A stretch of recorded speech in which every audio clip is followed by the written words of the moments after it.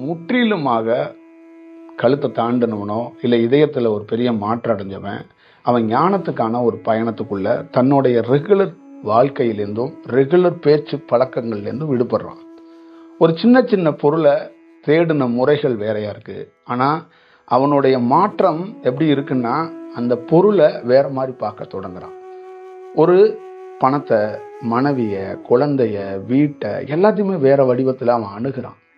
அதனால தான் அவன் பேர் ஞானிங்கிறாங்க. அப்ப ஒருத்தன் ஞானியா உருவாக்கப்படுறான், எல்லாராலையும் கிரியேட் பண்ணி. அந்த கிரகத்தால இந்த மாதிரி ஒரு திசையில ஒருத்தன் பணக்காரன் ஆவான், ஒருத்தன் விளையாட்டு வீரன் ஆவான், ஒருத்தன் சாமியார் ஆவான்னு கிரியேட் பண்ணி ஆகப்பட்டா அவன் ஞானி கிடையாது, ஞானியாக சித்தரிக்கப்பட்டவன்னு பேர். அங்கிருந்து ஒரு பெரிய நிகழ்வுகளை நிகழ்த்திட முடியாது. ஏன்னா எப்பயுமே நீங்க நல்லா ஞாபகம் வச்சுக்கணும், செயற்கையா நம்ம ஊர்ல ஒரு சூரியனையோ ஒரு சந்திரனையோ உருவாக்கி வச்சிடலாம். ஆனா அது என்ன செய்யும்? நம்ம ஊருக்கு மட்டும்தான் ஒரு ஒரு ஒரு செயலை உருவாக்கி கொடுக்கும். ஆனா இந்த உலகத்துக்கு கொடுக்குமான்னா கிடைக்காது. அப்ப ஞானிங்கிறவன் என்னன்னா உலகத்தை பார்க்கக்கூடியவனா அங்க ஞானி மாறுவான். அங்க அதுவா நிகழணும், நாம கிரியேட் பண்ணக்கூடாது.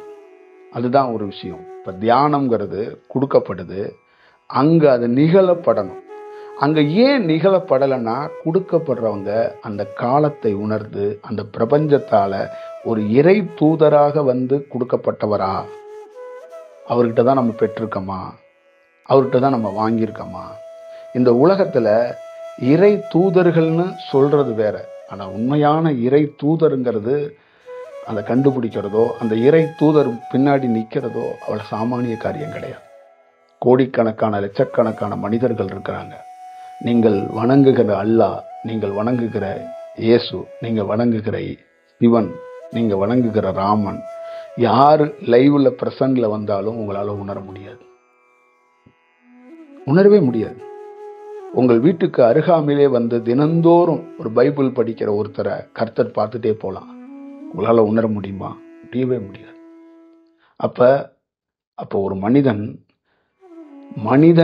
மனிதன் அறிகிறான், பிற பொருள்களை மனிதன் அறிகிறான், விரும்புகிறான், நேசிக்கிறான், காதலிக்கிறான், விழுந்து போகிறான், பிறண்டு வருகிறான், வேற மாதிரி அப்படியே ஒரு சிலகாய்த்து வாழ்கிறான். ஆனால் இறைவனையோ பிரபஞ்சத்தையோ உள்ளே உடலுக்குள்ள இருக்கின்ற உண்மை தத்துவத்தையோ அறிந்து கொள்வதற்கு வாய்ப்புகள் இல்லாமல் போகிறான். அப்ப இதை அறிந்து கொள்வதற்கு அந்த இறை தூதருங்கிறவர்கிட்ட இருந்து தான் என்ன பண்ணணும்? அந்த ஞானஸ்தானங்களை வாங்கப்படணும். உலகத்திலே ரொம்ப முக்கியம். தாய்க்கு இணையாக ஒருத்தர் இல்லை, தகப்பனுக்கு இணையாக ஒருத்தர் இல்லைன்னா அந்த முதல் வித்து கொடுத்தவங்க அவங்க தான். வித்து எங்கேருந்து கொடுக்கப்படுகிறதுனா தகப்பன்ட்டு இருந்து. அந்த வித்தை பொக்கிசமா வச்சு உருவாக்குறவையவன்னா தாய். அந்த வித்தை பெரிய மலராக மாற்றக்கூடியவர் தாய்.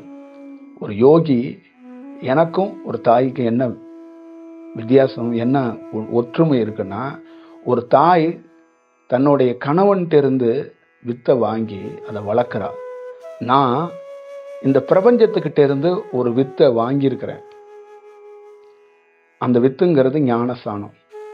அதை நான் ஒரு குழந்தையாக அந்த உருவகப்படுத்துறதுக்கு நான் போராடுறேன். எப்படி போராடுறேன்னா சுவாசத்து வழியாக என்னுடைய உயர்ந்த தியானத்துல அதை வளர்ப்பதற்காக நான் போராடுறேன்.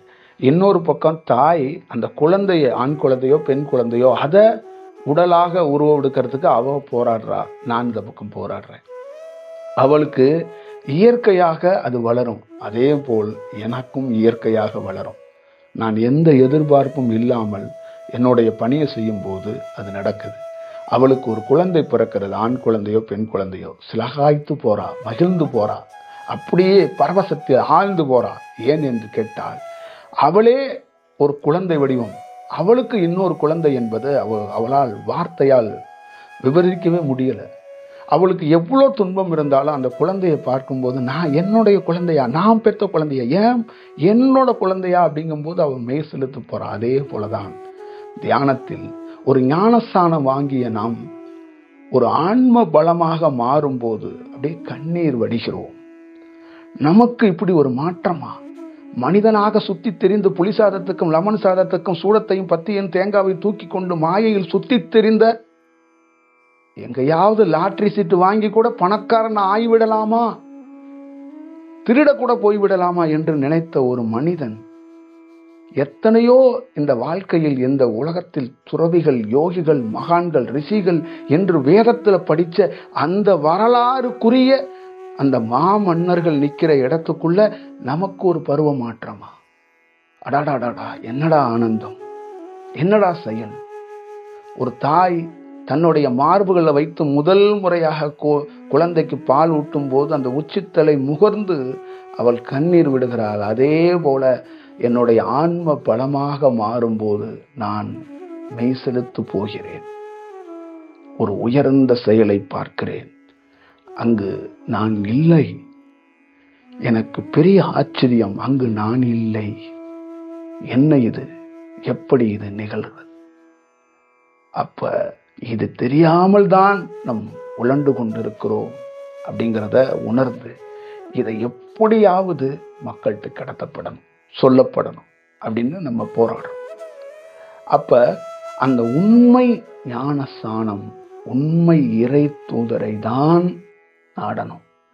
உசுரே போனாலும், கழுத்தை அறுத்துக்கிட்டு செத்தாலும் உண்மையான இறை தூதர்கிட்ட தான் நிக்கணும்.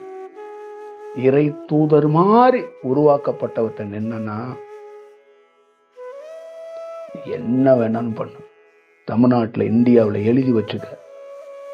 எத்தனை முறை வேணாலும் தியானம் பண்ணும், எத்தனை வாரம் வேணாலும் இந்த வாசி அது இது சோதிக்க மாட்டேன். ஏன்னா இறை தூதர்கிட்ட மட்டும்தான் அந்த ரகசியம் இருக்கிறது. ஏன்னா அந்த இறை தூதர் என்பவன் யார் அப்படின்னு கேட்டீங்கன்னா, அவன் வெறும் இறை தூதர் இல்ல, அவன் மாறி இருக்கிறான்.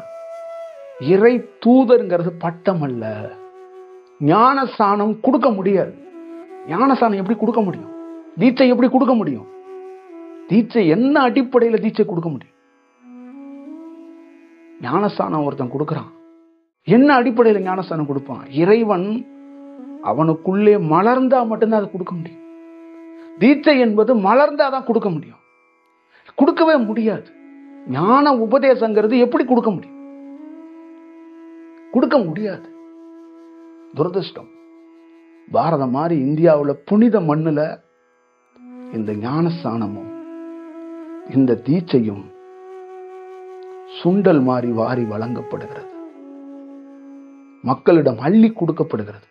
அதை அருமை தெரியாமல் ஒரு இடத்துல சுண்டலை தின்னுட்டு, சுண்டல் கொஞ்சம் வேற மாதிரி இருக்கு, வேற ஏதாவது கொடுப்பாங்களான்னு மக்கள் ஆங்காங்கே சுத்தி தெரிகிறான். இதுதான் வேதனை, இதுதான் உண்மை.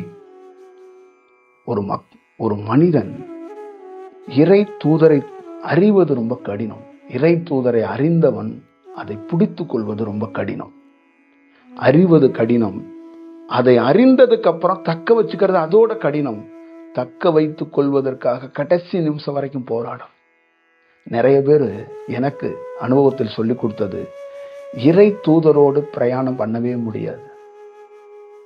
அது இறை தூதரோட பிரயாணம் பண்ண வாய்ப்பு கிடைச்சிருச்சுன்னா நீ இறை தூதராகவே மாற வேண்டாம். இறை தூதரோட அந்த பிரயாணமே உன் வாழ்நாளே மாற்றி விட்டு போயிடும். அந்த வாய்ப்பை விட்டுறவே கூடாது, அது தக்க வச்சிடணும். அப்ப அந்த ஒரு நொடி கூட விலகிராம அந்த ரயில் தண்டவாளம் அப்படி இப்படி அசந்துச்சுன்னா 1000 பேருடைய கொண்டாட்டமும் திண்டாட்டமா போயிடும். அதே போலதான் ஒரு இறை தூதரை அந்த ரயில்வே ட்ராக்கு மேல நடக்கிற மாதிரியே பண்ணும். விமானமா இருக்கட்டும், ரயிலா இருக்கட்டும், கொண்டாட்டங்கள் இருக்கும். சின்ன சேக்கு ஆனிச்சுன்னா திண்டாட்டம் ஆயிடும். இங்க சின்ன சேக்கு இல்லை, தண்டவாளம் இல்லாமல், இங்க ஆகாயத்தில் விமானம் போற பாதை இல்லாமல், காட்டு பக்கமாக கண்ட பக்கமாக கிரியேட் பண்ணி இங்க இறை தூதர் என்ற பேரில், தியானம் என்ற பேரில் ஆங்காங்கே வழங்கப்படுகிறது. அதை வழங்கினதை அவர்கள் பெற்றுக்கொண்டு வெவ்வேறு வடிவமாக ஆராய்ச்சி பண்ணி, அது பண்ணி இது பண்ணி, உண்மையான இறை தூதர் வந்து ஒரு வேலை செய்கிறவர்கிட்டையும் அதை பெற்றுக்கொள்ளாமல் இது நான் இப்படி ஒரு தியானம் பண்ணிக்கிட்டு இருக்கேன், 3வது சக்கரத்தில் நான் நிற்கிறேன், 2வது சக்கரத்தில் நிற்கிறேன், 1வது சக்கரத்தில் நிற்கிறேன், நான் இங்கே இப்படி ஒரு மாற்றத்தில் இருக்கிறேன், இங்கே எனக்கு ஒரு இப்படி காட்சி கிடைக்குது. அட கொடுமையே, அட கொடுமையே, எப்படி இப்படியெல்லாம் உங்களால் பேச முடியுது? எப்படி இப்படியெல்லாம் உங்களால் நடந்து கொள்ள முடியுது? தயவு செய்து உங்களை புனிதப்படுத்திக் கொள்ளுங்கள், உங்களை சுத்தப்படுத்திக் கொள்ளுங்கள், உங்களை ஒரு தீர்க்க தரிசியாக மாற்றிக்கொள்வதற்கு வாய்ப்பை உருவாக்கி கொள்ளுங்கள். நீங்கள் முதலில் இறை தூதரை கண்டுபிடிங்கள். அதுக்கப்புறம் நீங்க செய்ய வேண்டிய வேலை என்ன தெரியுங்களா? உங்களுக்குள்ள இருக்கிற அந்த செயல் வடிவத்தை மாற்றுவதற்கு வேலை. அவர் வேலை பார்ப்பாரு, நீ வேலை பார்க்க வேண்டாம். ஆனா அவரை கண்டுபிடிச்சு அகலாம அவரோட போக்கிட்டே இரு. இயேசுநாதர் நடந்து போகும்போது அவர் பின்னால் ஒரு ஆடு கூட்டம் வந்தது. அது எல்லாம் வரலாறு. என்ன வரலாறு? இயேசுநாதரே ஒரு ஆடு மேய்ப்பவர் அப்படிங்கிறது வரலாறு. ஏன்னா வந்த ஆடுகள் அனைத்தும் ஞானம் பெற்றது. போறவன் இறைவன், அவன் பின்னால் போனா என்ன ஆகும்? அது வரலாறு தான். நீங்கள் இறைவன் பின்னால் போனால் அது வரலாறு. இறைவன் போல் சித்தரிக்கப்பட்டவர்கள் பின்னால் போனால் அது வரலாறு அல்ல, அது வேற. கல்யாண வீட்லையும் மங்களம் இருக்கும், சாவு வீட்லையும் அந்த மூலத்தாளங்கள்லாம் இருக்கும். ஆனால் வெவ்வேறு விஷயங்கள். ஆனால் ஞானத்தில் மட்டும்தான் கல்யாண வீடும் சாவு வீடும் ஒரே சத்தம் கேட்கும். அது சிவன் சத்தம். ஓம் என்ற பிரணவ் ஒளி, அந்த பிரணவ் சத்தம் கேட்கும். நல்லா ஞாபகம் வச்சுக்கோங்க. தியானம் ஒரு நல்ல இடத்திலிருந்து பெறப்படணும், அதை பயன்படுத்தணும். இந்த சித்ரா பௌர்ணமி அதுமா ஒரு நல்ல வடிவத்திலிருந்து என்னால் முடிஞ்ச ஒரு செயலை உங்களுக்கு சொல்லியிருக்கிறேன். வாய்ப்பு இருந்துச்சுன்னா நீங்களே உங்களுக்குள்ள ஒரு 10 நிமிஷம் ஒதுக்கி சுய பரிசோதனை பண்ணுங்க. அப்போ உங்களுக்கே தெரியும் நீங்க எங்கெங்க எந்தெந்த லேயர்ல என்னென்ன மாதிரி வேலையெல்லாம் பார்த்து வச்சிருக்கீங்க அப்படிங்கிறது உங்களுக்கு தெரியும். இந்த கருமையம், கருங்குழி இதெல்லாம் உங்களுக்கு தெரியாது. அபத்தமாக இந்த மாதிரி வார்த்தையெல்லாம் நிறைய பேர் பேசிக்கிட்டு இருக்காங்க. இதெல்லாம் சொல்லாதீங்க. இதெல்லாம் அறிந்தவன் நான் போய் எங்கேயோ படிச்சுட்டு வரல, நான் அறிந்தவன், எனக்கு தெரியும். கருமையத்தை பற்றியோ கருங்குழியை பற்றியோ அதெல்லாம் உங்களுக்கு தெரியாது. நீங்கள் வேற ஒரு வடிவத்துக்குள்ளே நிற்கிறீங்க, அங்கேயே தான் நிற்பீங்க. உங்களை 4 பேர் பாடையில் தூக்க வர்ற வரைக்கும் நீங்கள் அங்கேயே தான் நிற்பீங்க. இன்னைக்கு கருமையத்தை பேச ஆரம்பித்து நாளைக்கு 4 பேர் வர்ற வரைக்கும் நீங்கள் அங்கே தான் நிற்பீங்க. அதை பார்த்துக்கங்க. அதெல்லாம் விடுபட்டு வாங்க. அதெல்லாம் ஒன்றும் இல்லை, பார்த்துக்கங்க. இந்த பௌர்ணமி உங்களுக்கு ஒரு நல்ல தியானத்தையும் ஒரு நல்ல செயல் வடிவத்தையும், வாய்ப்பு இருந்தா எப்பயாவது ஒரு நல்ல இறை தூதரை சந்திக்கிறதுக்கு இறைவன் உங்களுக்கு ஒரு வாய்ப்பை வழங்கட்டும். நீங்க நிறைய பேர் இறை தூதரை தான் சந்திச்சிருக்கிறோம் அப்படின்னு சில இந்த மனிதர்களாக கொண்டாடப்படுற சில குருமார்களையோ சில யோகிகளையோ, கிரகத்தால கொண்டாடப்படுற சில குருமார்களை தான் குருவாக பெட்ரூம்லையும் ஹால்லையும் தோல்லையும் தூக்கிட்டு அலையிறீங்கல்ல, இதெல்லாம் அவர் அழிந்து விட்டார், அடுத்தது நீங்க அழிவதற்கு தயாராக இருக்கிறீங்க. அவர் என்ன கண்டிஷன்ல இருக்காருன்னு உங்களுக்கு தெரியாது, நீங்க என்ன கண்டிஷன்ல இருக்கீங்கன்னு உங்களுக்கு தெரியாது. இதுதான் பிரச்சனை. பார்த்துக்கங்க. நல்ல காலத்தை நல்ல நேரத்தை வீணடிச்சிடாதீங்க, விரயம் பண்ணிடாதீங்க. ஒரே நேரத்தில் 10 இறை தூதரெல்லாம் இங்கே வேலை செய்ய மாட்டாங்க. ஒரே நேரத்தில் தெருவுக்கு தெருவு பிரபஞ்சம் இந்த வெயில் காலத்தில் நீர்மோர் கடை பந்தல் வைக்கிற மாதிரி வச்சு, இங்கே வாங்க தியானம் கொடுக்குறோம், இங்கே வாங்க தீட்சை கொடுக்குறோம் அப்படின்லாம் இறை தூதர்கள் இறைவன்லாம் சொல்ல மாட்டாங்க. இறைவன் என்பது பார்ப்பதோ இறைவனை அறிவதோ ரொம்ப கடினம், ரொம்ப கடினம். அப்படி சவால் நிறைந்த கடினத்தை ஒருத்தன் வென்றுட்டு வர்றதுங்கிறது நீங்க பார்த்துக்கங்க, சாதாரண விஷயம் கிடையாது. ஞானம்ங்கிறது ஒரு பேப்பர்ல எழுதி வச்சு ஞானம் ஞானம் அப்படின்னு சொல்றது கிடையாது. இந்த உலகத்தில் நீ எதை வேணாலும் அடைந்து விடலாம், எதை வேணாலும் பெற்று விடலாம், ஞானத்தை பெற முடியாது, இறைவனை அறிய முடியாது. அப்படி அறிந்தவன் பெற்றவன் வேற, வார்த்தையே கிடையாது. அவன் பின்னால நின்னறணும், அவ்வளவுதான். பார்த்துக்கங்க.